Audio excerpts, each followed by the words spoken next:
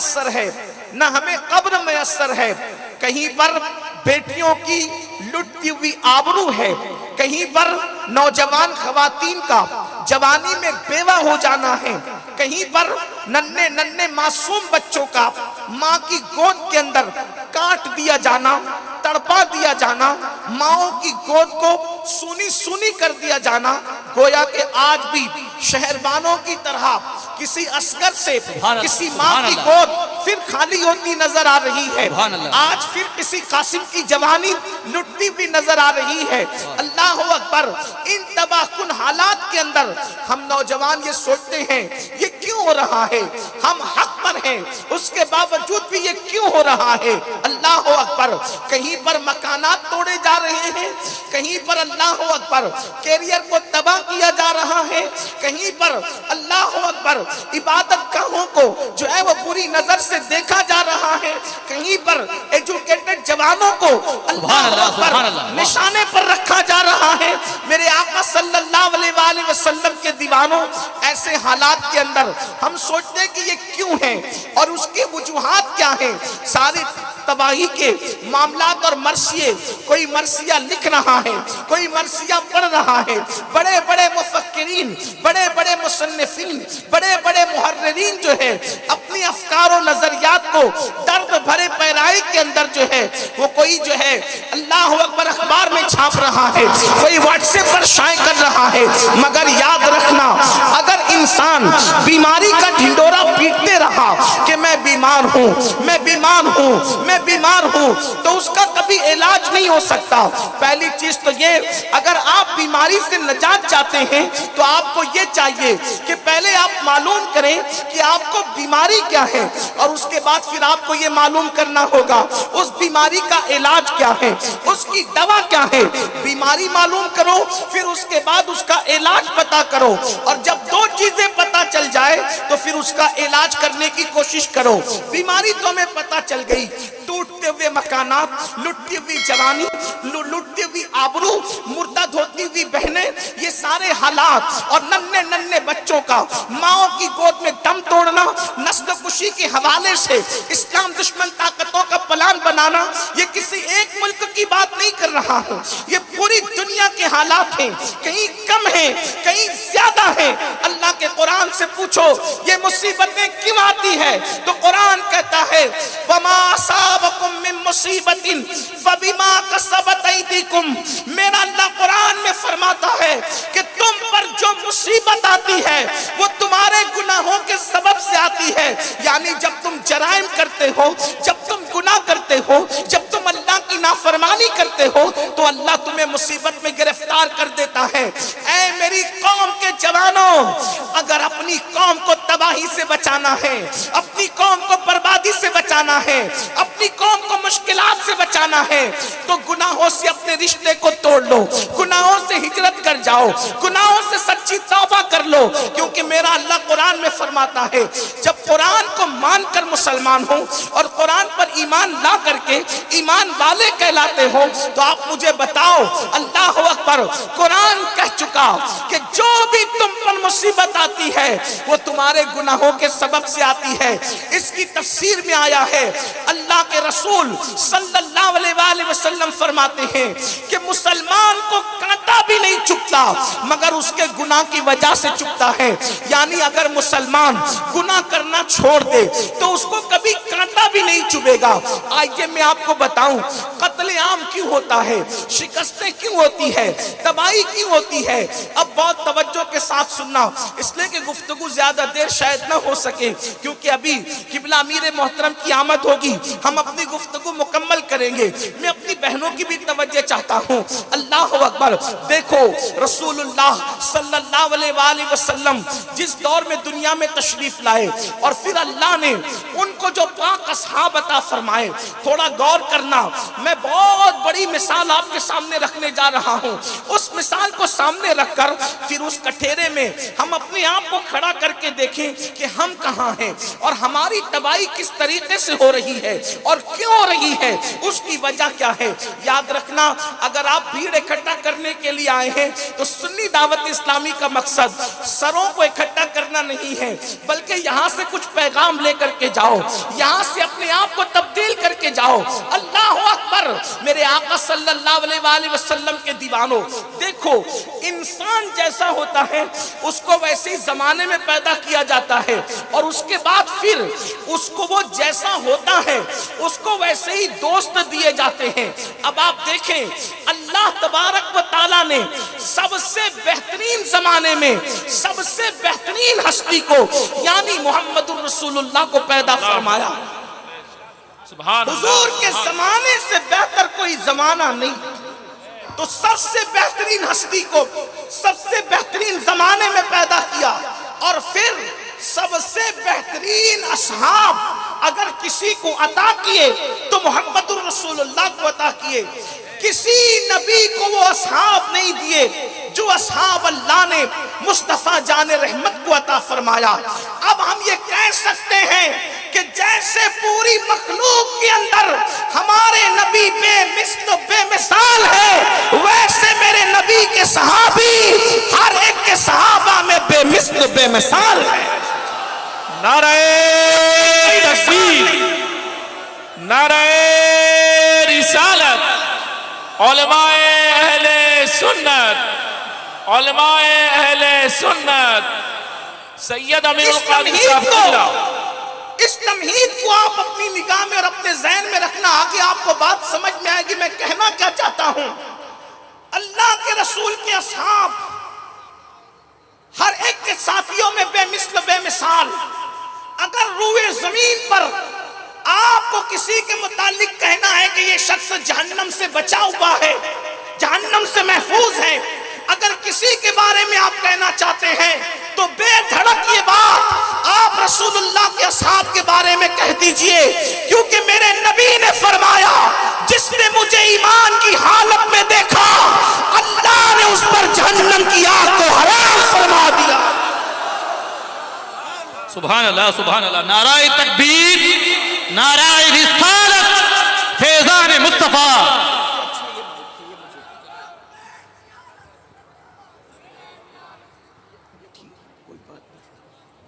آپ توجہ میری طرف فرمائیں. اسی لیے میرے امام کہتے ہیں جس مسلمان نے دیکھا انہیں ایک نظر, جس مسلمان نے دیکھا انہیں ایک نظر, اس نظر کی بشارت پہ لاکھوں سلام. وہ میرے رسول کے اصحاب جن کے بارے میں قرآن کہتا ہے رضی اللہ عنہم ورضوا عنہ, وہ میرے رسول کے اصحاب جن کے بارے میں قرآن کہتا ہے والذین معہ اشداء علی الکفار رحماء بینہم تراہم رکعا سجدا یبتغون فضلا من اللہ ورضوانا سیماہم فی وجوہہم من اثر السجود.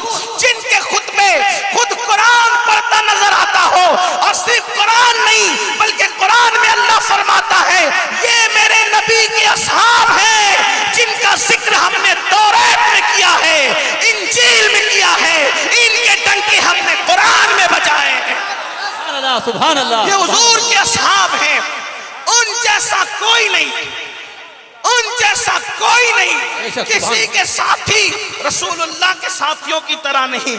اب یہاں پر ایک بات اور عرض کر دوں, ایک طبقہ ہے جو رافضیوں کے مقابلے میں عظمت صحابہ کی کانفرنس کرتا ہے.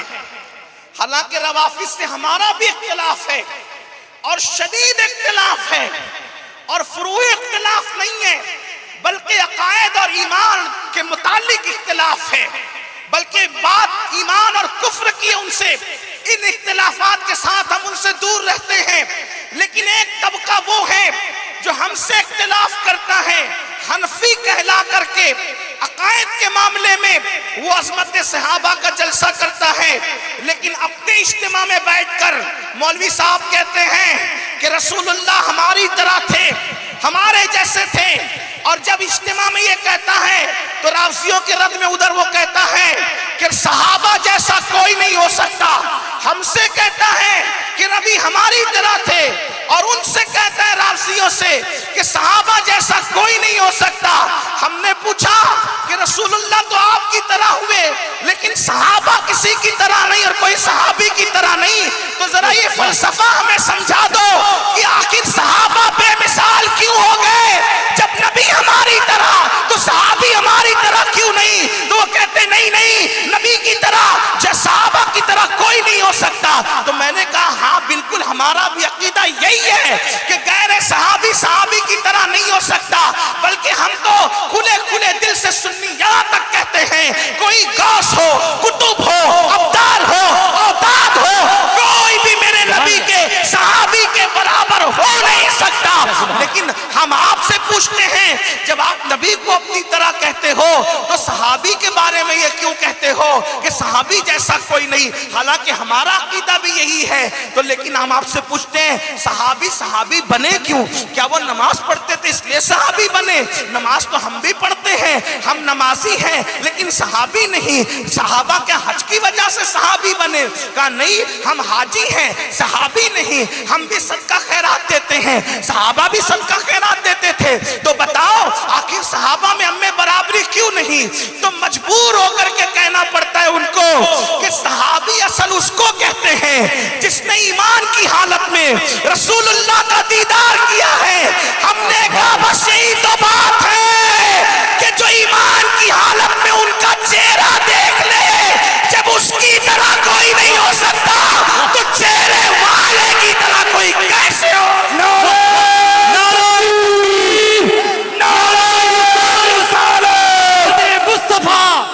असहाबे मुस्तफा, आले मुस्तफा, उलमाए अहले सुन्नत, उलमाए अहले सुन्नत, सैयद अमीनुल कादिर साहब किबला, नाराए तकबीर, नाराए रिसालत, या रसूल अल्लाह, सुभान अल्लाह, माशाअल्लाह। तो फिर इसमें पेवन लगाया जाता है, नहीं नहीं, जाहिर में नबी हमारी तरह है। मैंने कहा नबी का जाहिर ही तो देखा जाता है।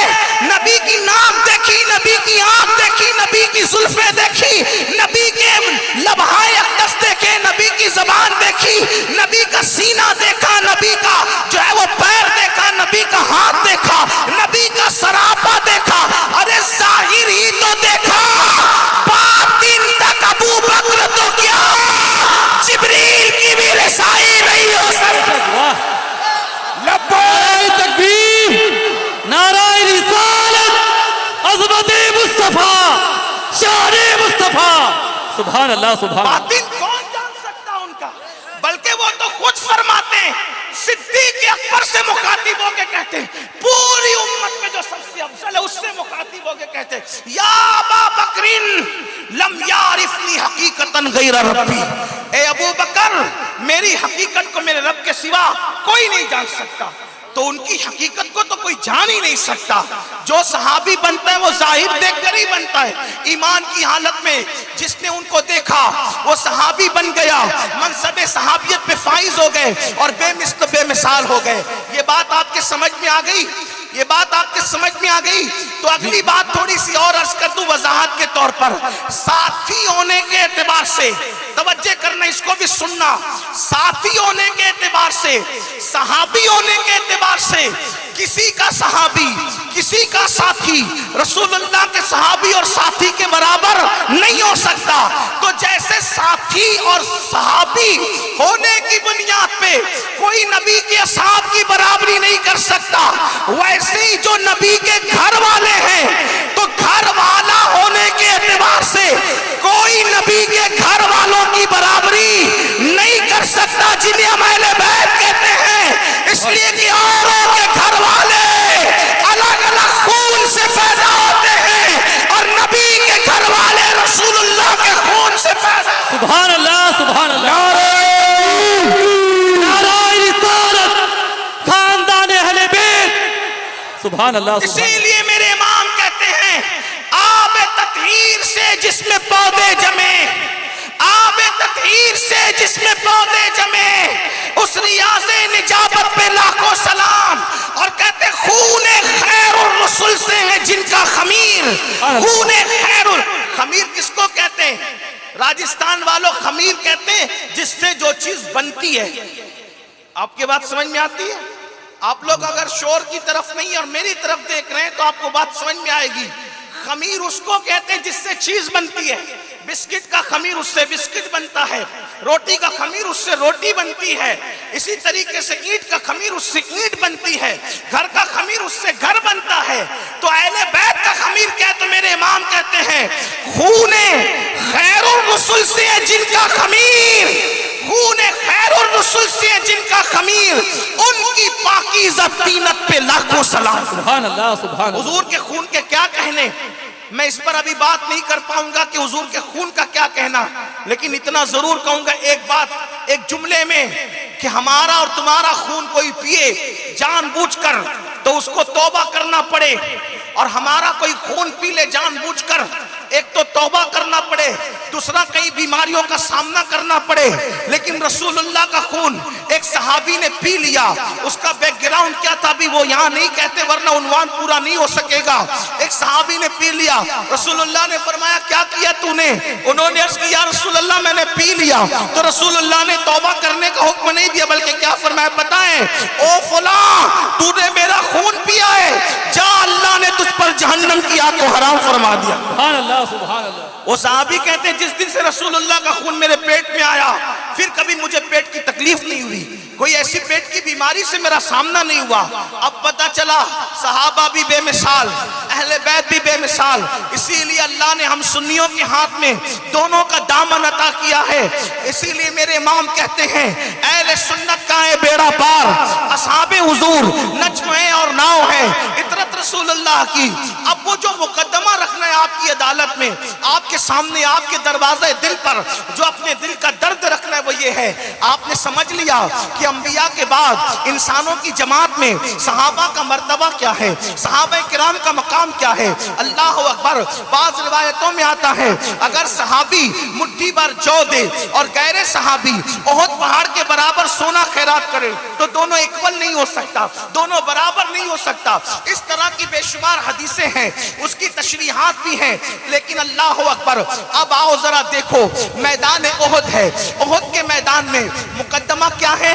मुसलमानों का कत्ल क्यों होता है, मुसलमानों पे तकलीफें क्यों आती है, मुसलमानों पे बलाएं क्यों नाजिल होती है, मुसलमानों पे मुश्किलें क्यों आती है। इसी का हल चाहते हो ना तो आओ ओहद के मैदान में चलते हैं। मैदान ओहद है, ओहद के मैदान में अल्लाह के रसूल सल्लल्लाहु अलैहि वसल्लम जंग शुरू होने से पहले मेरे आका अपने असहाब की एक टीम जमा करते हैं और चंद सहाबा किराम को एक छोटे से टीले पे खड़ा करते हैं और फरमाते हैं ऐ मेरे सहाबा अगर तुम लोग देखना कि हम गाजर मूली की तरह कट रहे हैं तो उस वक्त भी तुमको टीले से नीचे आने की जरूरत नहीं है, और अगर तुम देखना कि हम जंग जीत चुके हैं और माले गनीमत इकट्ठा कर रहे हैं तो उस वक्त भी तुम्हें नीचे आने की जरूरत नहीं है। आका फरमाते हैं जब तक मैं नहीं कहूंगा उस वक्त तक तुमको नीचे टीले के नीचे पहाड़ के नीचे नहीं आना है। और चंद नौजवान सहाबा को मेरे आका ने वहां खड़ा कर दिया। अब ओहद की जो जंग थी वो बड़ी खतरनाक जंग थी, इसलिए कि बद्र की जंग में मक्के वाले जंग हार चुके थे, 70 लोगों के कत्ल का सदमा बर्दाश्त कर चुके थे। बदर की जंग में 70 उनके बड़े बड़े सरदार सरगना जो उनके तागूत मारे गए थे। अब उनको गुस्सा था, उन लोगों ने मन्नतें मांग मांग करके आए थे कि ओहद में तो उसका बदला लेंगे, बदर का बदला ओहद में लेंगे, बद्र का बदला ओहद में लेंगे। जिसका बाप मरा था उसने बाप का बदला लेना था, जिसका भाई मरा था उसने भाई का बदला लेना था, जिसका बेटा मरा था उसने बेटे का बदला लेना था। कर्ज के बद्र की जंग ने उनके छिक्के छुड़ा दिए थे, उनको धूल चटा दिया था, उनकी ताकत का गुरूर खाक में मिला दिया था। उन अरब के सूरमाओं ने जिनको असहाबे रसूल कहते हैं, जिनको सहाबा कहते हैं, ये बात याद रखना मुसलमानों, दीन आसानी के साथ हमारे घर तक नहीं पहुंचा, बड़ी तकलीफें बड़ी मुसीबतें झेली है मेरे नबी ने, उनकी अहले बैत ने, उनके पाक असहाब ने। बहरहाल तो ओहद की जंग में